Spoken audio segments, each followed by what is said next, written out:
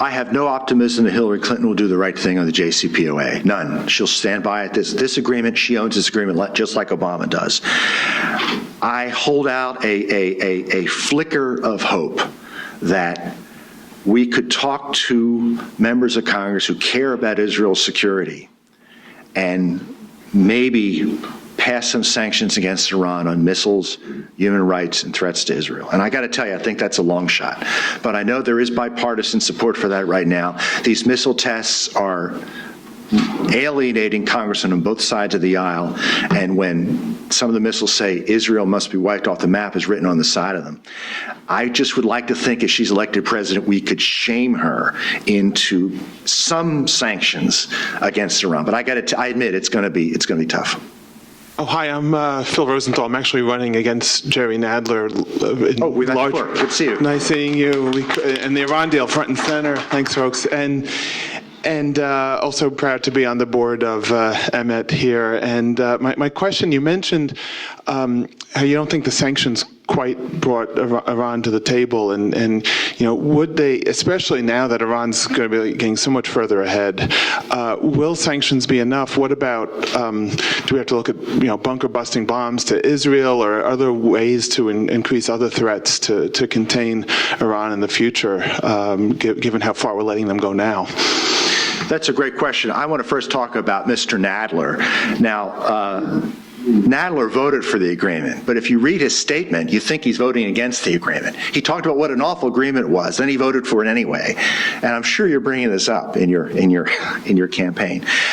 I think all steps have to be on the table. Iran knows they're not on the table in this administration. And I think if Iran does belligerent things like threaten shipping in the Gulf, take U.S. sailors prisoner, there may have to be a military response. I don't think Iran respects us under this administration. That we have to start there. We have to have negotiators who have respect for themselves. You read the negotiating history of this, and you hear all these stories of the Iranians yelling at John Kerry and pushing him around. Kerry was desperate for an agreement, any agreement, and the Iranians knew that from day one. They knew this from January 2009. They knew they had their ticket to a great deal that would lift sanctions and would let them keep their nuclear program. So we have to start with a new paradigm. We're not going to get that with Hillary Clinton. I'm hopeful we would get that if there was a Trump presidency. Fred, my name is Chris Hull. I'm former Chief of Staff for Congressman Steve King, and I do work with the Center for Security Policy. Fred, first of all, it's amazing to hear you, whenever you talk or write about the Iran deal, your command of it is really peerless. It's really remarkable, and so thank you for sharing it. Listening to the litany of things that the Obama administration is doing, the question became more and more stark to me. Why? Why is the administration trying to strengthen the worst, arguably the worst, first of all, the world's leading state sponsor of terrorism, but second of all, arguably the most dangerous enemy that the United States has in the world? Why are they doing it? I have a chapter on that, on Obama's radical ideology, because I think it's very important.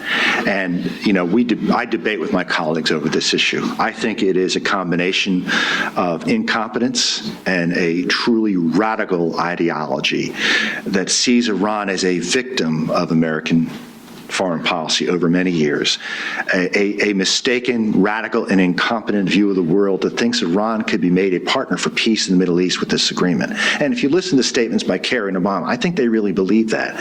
We know during the nuclear talks, we actually talked to Iran about trying to get it to play a greater role in Iraq. Now, if you know anything about Iraq, the more Iran is involved in Iraq, the more we alienate the Sunnis to support al-Qaeda and ISIS. It's a terrible idea. There's just these people have no concept whatsoever of the situation in Iraq and Syria, the sectarian differences. I argue with people over what it comes down to, but I think if you look at this NSA team, I think it is the worst National Security Council team we've had in history. Leon Panetta has talked about how there would be NSC meetings held by these former congressional staffers who work at the NSC who would not let him present his views to the president. They had to go through them. Panetta said he did not see secret letters that the president wrote to Khamenei. Bob Gates, Panetta, and who was the other Secretary of State? Hagel. I think they were just window dressing. I mean, we may disagree with some of them, but I think they are men who understand foreign policy, but their input was not needed or used. It was this group of Obama campaign aides who were driving this thing, driven by, I think, a very radical ideology that I think comes from Obama's upbringing in Illinois and elsewhere. And I think that's what resulted in this terrible agreement. And we know there are academics in this town who think we can live with a nuclear Iran. There's an academic at Georgetown who used to work at CIA. He's written an article in National Interest. I can't think of his name, but it's in the article. Paul Pilar, who's actually written this. We can live with the nuclear Iran. There are other academics on the left who've said that. These are the people who I think have influenced the Obama approach to the world and resulted in this agreement. Fred, I strongly second what Chris has just said about your expertise and the clarity with which you've presented this information. You touched on one of the bad actors in this fraud. You sort of alluded to his organization now, but would you drill down a little bit on the role that Ben Rhodes played in perpetrating the fraud and what we've really learned about the deliberation that went into selling, essentially, something that was a total misrepresentation?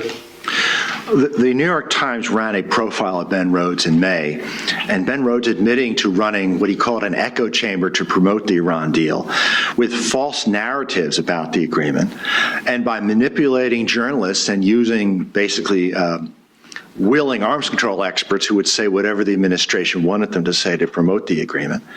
The Plowshares Fund is one of the surrogates who worked for the administration.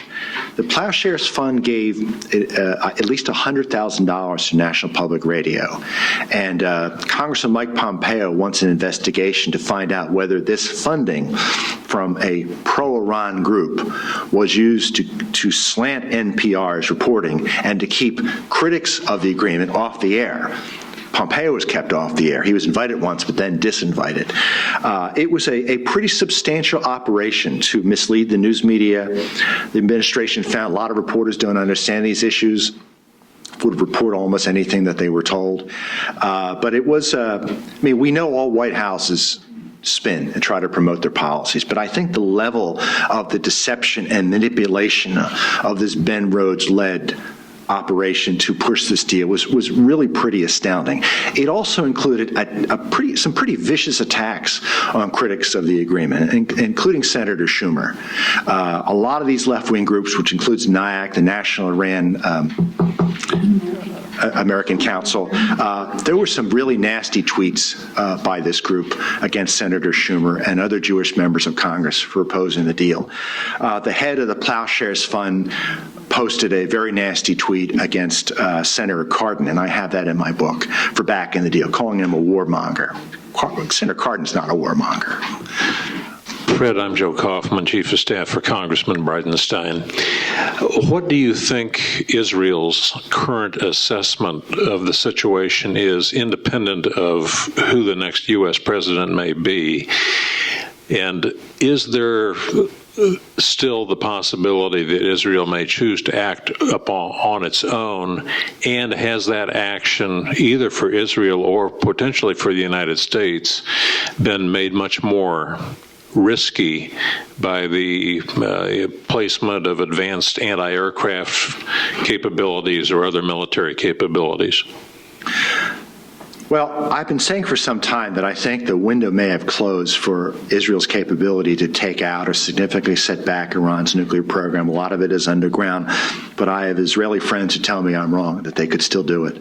But there's also the reality that this purchase of S-300 anti-aircraft missiles from Russia, which has been dragging along for years, supposedly has gone through, and that's going to make it much more dangerous for the Israelis to try to take out Iranian nuclear facilities. But there's another issue here. The U.S. has been monitoring Israel. I mean, we've been doing what we can, this administration, we pointed our intelligence resources to keep an eye on Israel because we want warning if they take action against Iran. In a way, we're using our resources to prevent an Israeli attack on Iran. So, I mean, the Israelis are certainly aware of that. I don't know how effective it would be. The Israelis have pretty good counterintelligence. The Israeli leadership regard this agreement as a serious threat. I mean, you know that, and I know they're going to continue to fight against it. But I don't know how they're going to deal with it in the new administration. Aaron Alonge, how close is Iran to having a nuclear weapon? That's a good question, and my view is that Iran could have a nuclear weapon probably within 6 months and could have enough fuel for a nuclear weapon in 3 to 6 weeks. Now, this is interesting because the administration said in late 2013 that Iran was a year or more away from a nuclear bomb. But then, a year later, when they were closing in on the JCPOA, they said Iran is 3 months away from a nuclear bomb. Now, the longer timeline was to discourage Congress from passing new sanctions. The shorter, correct timeline was to encourage Congress to support the new nuclear deal. The administration knew all along it was a short timeline, and that's the short timeline's where I have been. My name is Walter James. I'm an intern with Congressman David Scott. I was just wondering, do you think there would have been any way to prevent a nuclear Iran with or without the deal? I think stopping Iran from making any nuclear weapons would be very difficult, but that doesn't mean that we shouldn't start a new process to put intensive sanctions against Iran, to stop nuclear-related transfers, to limit its nuclear program as much as possible. It should not be enriching uranium. It should not be producing plutonium because of its record of cheating. We may not be able to stop Iran from making any weapons, but if it makes them, it's going to have to test them, and it's going to need several of them. And my hope is that by restricting the technology as much as possible, we can shut down this program. And, you know, every time they test a bomb, that means they've used up enriched uranium. That's why North Korean nuclear tests are not necessarily bad. They only have a limited amount of weapons-grade uranium. The more they test, the more they use up. I think we can significantly slow it down, stop the technology, stop experts from working there, and eventually we may have to take out nuclear facilities in Iran. But it isn't hopeless. We have to push forward. Could you comment on President Obama's feeling that Iran could broker or be a player in brokering a peace deal in Syria? It's just incredible that the administration believes things like that. And it's been part of the nuclear talks. They've been talking about Iraq and Syria during the nuclear talks. I think that it's interesting to see what happened in Syria after the nuclear agreement was announced. What happened? Iran stepped up to support the Assad regime. Russia sent in troops and started bombing Syrian rebels backed by us. And I think this was simply represented how the world sees this agreement as a manifestation of American weakness, how we can be pushed around. We were pushed around in the Iran talks. Iran seemed to think it had a green light to increase its support in Syria, which it did in 2015 and in 2016. I might add, it's taken some substantial losses in fighting in Syria too. But the idea that, Iran is a destabilizing presence in Syria because it is basically bolstering the Assad government. And I believe that the consequences of the nuclear talks and the JCPOA have strengthened Assad to such a point that he probably can't be removed from power. And as long as he's there are Syrian rebel groups who aren't going to negotiate. So frankly, the president doesn't know what he's talking about concerning this, and I think that the efforts to have side discussions on Iraq and Syria during the Iran talks made the situations much worse. Could you explain, I'm Dan from the Judiciary Committee, could you explain in more detail about the pressing Iran to free various prisoners who are being held there? Why should we do that? What are they doing there? You go to a place like that, you're likely to get captured. Why is that our problem? If Americans are taken prisoner, we should tell the nation who takes them prisoner they should be released. And My problem, there was a prisoner exchange in January where we released Iranian prisoners for innocent Americans who were, most of which were traveling in Iran. A lot of them were Iranian Americans. And it was a celebration. I mean, the President and Secretary Kerry thanked the Iranians, and there was no condemnation to say, we won't tolerate this. You can't take our citizens prisoner. That wasn't said by anyone during these. We've never heard that from the President or from Mr. Kerry. I think we have to send the message to rogue states and to terrorist groups that the United States will not tolerate its citizens being taken hostage and tortured. And that's what's happened to Americans being held in Iran. And it's our problem because we support our citizens. And this is something that I think we've tolerated. We've known about the Levinson story for a long time. I know we've tried to handle it behind closed doors, but some of these other Americans who were taken prisoners, the situations were pretty outrageous. And I think the administration was so worried about a nuclear deal, it didn't do much to release them.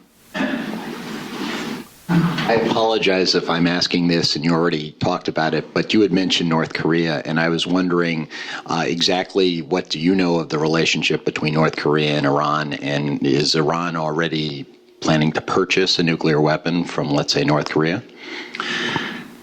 The relationship between the Iranian and North Korean nuclear programs is unclear. There have been reports of Iranian scientists attending tests of Iranian ballistic missiles and nuclear tests. We know there's a strong relationship in ballistic missiles, and I think there's probably a strong relationship for nuclear technology also. I haven't seen a report that Iran wants to buy a nuclear weapon from North Korea or that North Korea would sell one.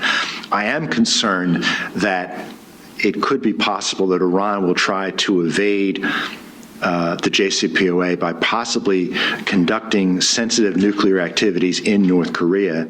I'm also concerned that North Korean nuclear tests, the North Koreans are sharing the data with the Iranians. I think there's every reason to believe there's collaboration, but I don't think we know the full extent of it. Hello, my name is Mohammed from Manchester Trade. So I have a question. Before the deal, Obama met with the GCC leaders in Camp David. Why did he meet with them, and do you think they are happy with the deal or not? No, I don't think the GCC leaders are happy with the deal at all. I think they've put on happy faces and they've tried to say they're supportive of the United States, but I think the Gulf nations are scared to death of Iran, and they think that this deal is making Iran into a regional hegemon, is increasing the threat to their security and freedom. They see Iranian behavior has worsened since the deal. I believe the UAE, I have a quote, I think it's from the UAE foreign minister, who ran an article in the Wall Street Journal last week just lambasting this administration for the nuclear deal because he's seen Iran's behavior get so much worse since this agreement was announced. Do you think that there might be any behind-the-scenes covert intelligence-related advantages to the JCPOA? Because obviously on the face of things, it doesn't seem altogether that favorable as we've just discussed. But do you think that undercover or intelligence kind of work might benefit from an agreement of this sort? I haven't seen any indications of that. In fact, I've seen the opposite. Iranian military sites and sites believed to be related to the PMD issue are not being inspected on the ground because Secretary Kerry says we have absolute knowledge of Iran's nuclear program from our intelligence. Former CIA Director Hayden laughed at this after Hayden said this. And having worked in the CIA for 19 years, I can tell you we do not have absolute knowledge of these rogue state nuclear programs. If we had access to these facilities, I think the IAEA would share information with a variety of countries and what they found. But the key facilities where nuclear weapons research is being conducted, IAEA inspectors aren't being allowed to inspect them. So I don't really see what we're gaining from this agreement because of that. Hi, Andrew Harrod. I guess this is somewhat tangential, but bringing up the matter of Paul Pilar that you referenced, whom you referenced earlier. Both of you come out of the CIA. I've interviewed him before and written about him, and it just strikes me that he has, as you indicate, such a sort of left-wing view, pro-Iranian view. He said to me that he thinks that all the death to Iran, or death to Israel, death to America chants is just rhetoric, and that Iran's accepted Israel's right to exist, and they just want to be accepted as a regional power. Do you have any thoughts as to who Paul Pilar is, or how he got to thinking that way? Or Pilar has written and said a lot of loony things over the years, but the things he said are pretty common on the far left. I mean, he's not alone in saying and asserting things like that.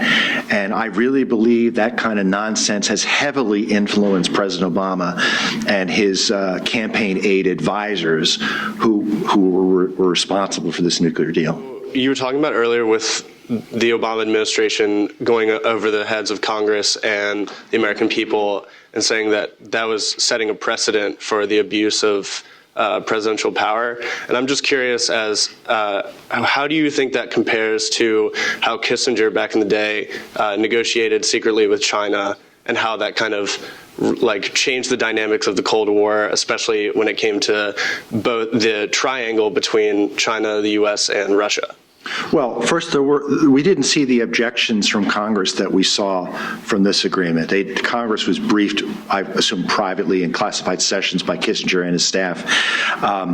But there wasn't this massive rejection by Congress of what Kissinger was doing like there was to this agreement. And Congress knows it had been repeatedly lied to. They know parts of this agreement was deliberately kept from it. These basically, I mean, there were people who wanted us to improve relations with China. I mean, it was controversial, but it was, the Nixon goes to China thing. It was something that Nixon did, and it worked out. But the Obama administration started out with a plan for this Iran deal that it knew very well a majority of Congress would never support, and that even most Democrats didn't want to support. They supported it for party loyalty reasons. So I think there's a difference here that what Kissinger did, I think, was pushed on the basis of pragmatism.